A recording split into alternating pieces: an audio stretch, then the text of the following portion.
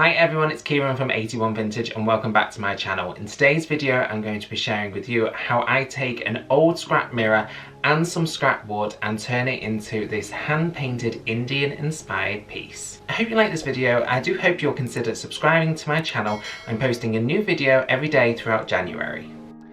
So this video almost didn't make it. It's been an absolute rush to try and get it done in time for you, but I found a piece of plywood in the garage and trimmed it to size to fit the mirror roughly, so that it had a good border all the way around. I used the chop saw to trim it down, just flip the piece of wood around so that I didn't have to get the table saw out, and then I drew around the mirror so that I knew where I was going to work and where I was going to cut with the jigsaw. And then took a scrap piece of wood just to create a border so that I knew how far to cut in so that the mirror had some good support all the way around and a good opening. Then I roughly measured about 4 inches from the top and drew a line across. And I was using my phone for a rough idea as to how the piece originally looked that I was inspired by. I marked the centre and then I used a tube of silicone sealant to begin to draw out some basic curves. The original one had lots of curves and I wanted to go for something that was a little bit more simplistic because I knew I was going to be using the jigsaw, and really I probably should have used a scroll saw on this, and even though I do have one, it's not something that I've used a lot of, but I will be looking to redo this project in future because I found this design that I really liked, and I'm hoping to try that with the scroll saw. I drew out the design so that the line was really clear what I was going to be cutting, and then treated myself to some new jigsaw blades and started to cut.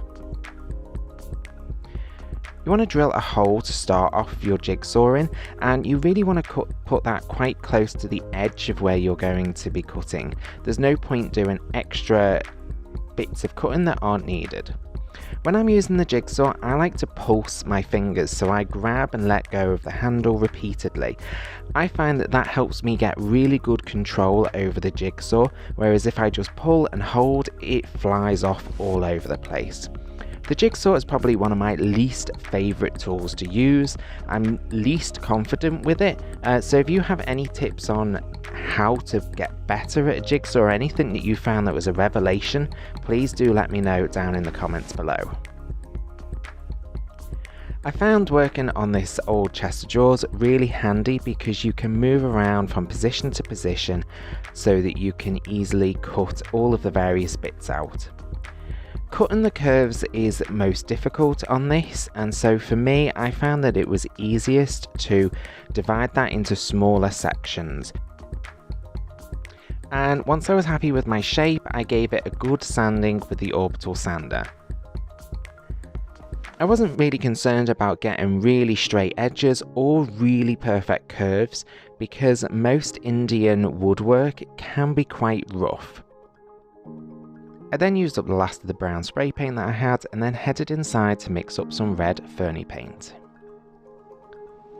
Because I'm manufacturing this paint, I get to store it in this big tub. I wanted to go for more of a milk paint consistency on this, so I mixed it 2 to 1, so that's 2 part paint to 1 part water. I doubled over the recipe, which turned over to be way too much.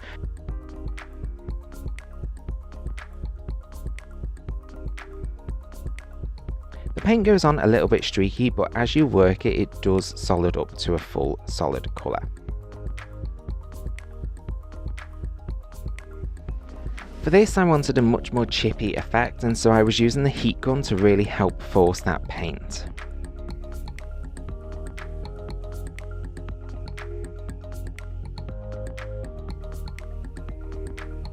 Then it was onto the decorative painting, and I wanted to apply a border around the edge, so I used some of my favourite double-sided sticky tape.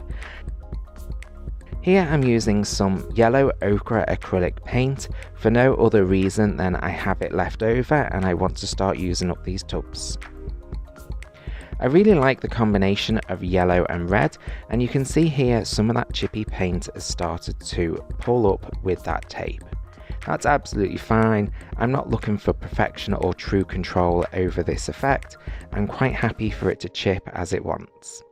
I then fill in the rest of those lines with my brush, and I do this quite free-handedly because I'm not looking for perfection. Then I decided to come up with this pattern. The original inspiration piece had a much more decorative pattern that was much more precise, but I just decided to do this dab effect, which I just think works really well. It doesn't take long to do this, and it's the type of thing that I really just enjoy doing, where you can just be quite free with it.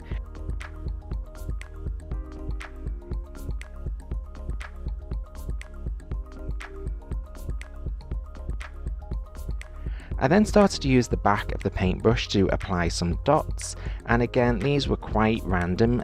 Some were thicker than others, and I just framed out the top of that frame and around the outside of that border.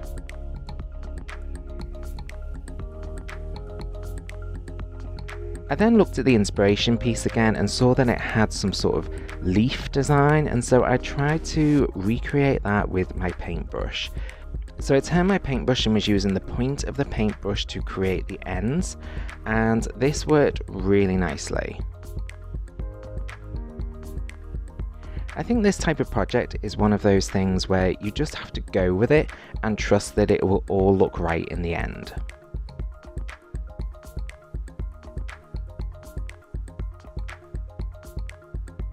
I wanted to fill in those corners, so I very roughly drew them out just with my brush, and then I started to add some more of that dot detail on the inside.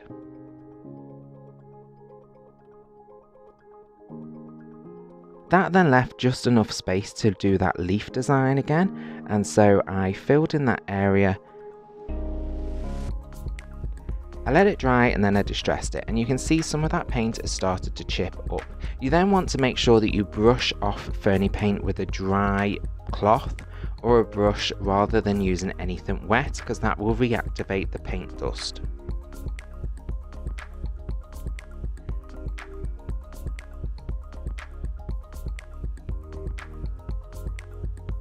Then to seal this piece, I decided to use this leftover Annie Sloan wax and introducing our brand new FurniPaint product, which is going to be the first product that we launch, which is our Yellow Dust. This is our dark dust, and if you apply it over wax, it creates a really truly antique feel to your piece.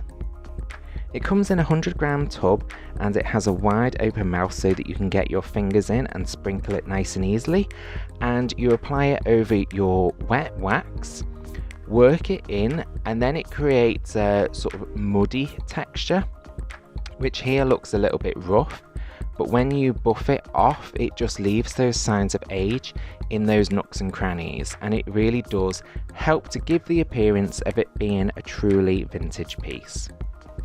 I then give the piece a really good buff, and I can see all that age from the ye old dust.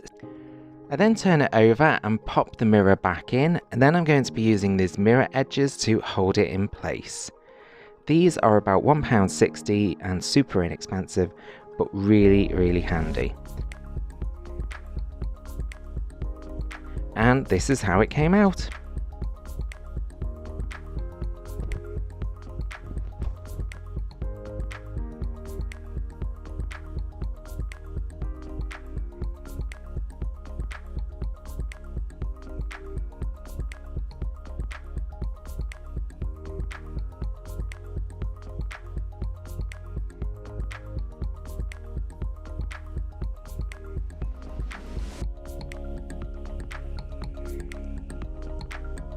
I hope you liked this project and how it turned out, and this video. If you did, please do remember to hit that subscribe button, and also if you could share this with anybody who you think would be interested, that will really help my channel grow. Thanks for watching, and I'll catch you on the next one.